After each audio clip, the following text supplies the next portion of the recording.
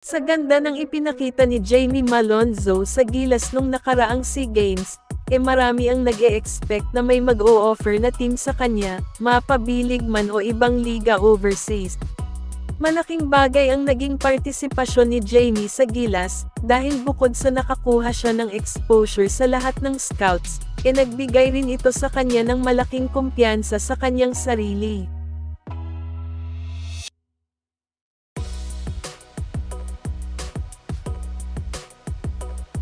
Pero mag-iisang buwan na mula nang mag-SEA Games si Jamie, wala pa rin tayong balita na may team na nagkaka-interes sa kanya.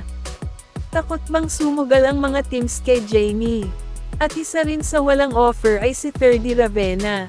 Sa ngayon ay mukhang kailangan na ng agents nila Jamie, at ni Ferdy, na makahanap ng team para sa kanilang mga alaga, para makapag-sign na ito, dahil hanggang sa katapusan na lang ng Pebrero, pwedeng tumanggap ang Japan bilig ng mga bagong players para sa remaining season ng liga.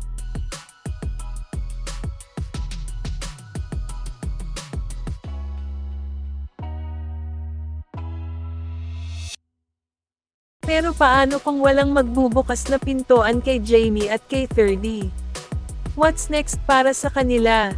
Si Jamie ay hindi pa makakabalik sa PBA dahil sa 3-year ban niya.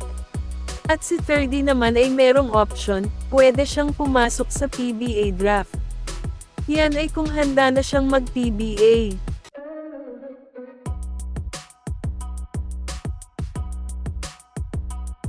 Samantala, Benny Boatwright, nirelease na ng kanyang team sa Taiwan, na Taipei Fubon Braves. Ang pag-terminate sa kanyang kontrata ay dumaan raw sa isang masusing pagsusuri, at napagdesisyonan ng management na pakawalan na itong si Mang Benny. At ang dahilan raw ay ang paghina ng laro niya, at malaki na rin daw ang ipinagbago ng shooting ability niya, at bukod dyan ay mabagal na rin daw ito. Hindi na raw siya kagaya nung dati na ang lakas sa opensa at depensa.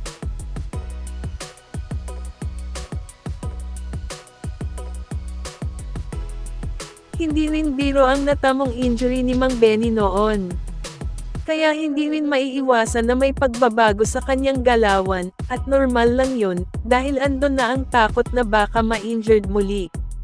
Pero asahan naman na kapag naibalik na niya ang kumpiyansa sa sarili, at nasa kondisyon na, siguradong babalik rin ang dating angas niya sa laro. Sa nangyari kay Benny Boatwright, may epekto kaya ito sa pamunuan ng Gilas, ngayong on process na ang naturalization papers niya, tapos biglang nagkaganito?